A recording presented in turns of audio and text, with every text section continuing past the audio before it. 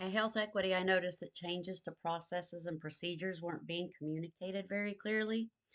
Teams often struggled with what had changed, why it mattered, and what they needed to do it differently. A lot of issues I traced back to root cause around poor documentation or unclear communication.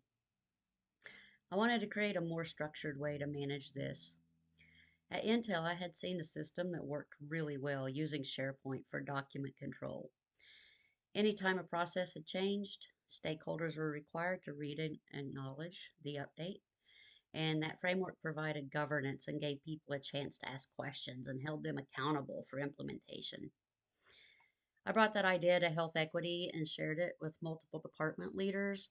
For some, it was the first time they'd ever heard of it using document control for change management, and some leaders felt it might be too complex, but I kept pushing forward. I even submitted it as a PMO project whenever I ran into issues tied to unclear communications.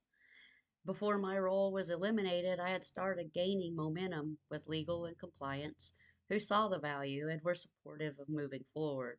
So while I didn't see the project through to completion, I set the groundwork for stronger governance around process change, and I left with a lot of support building in the right areas.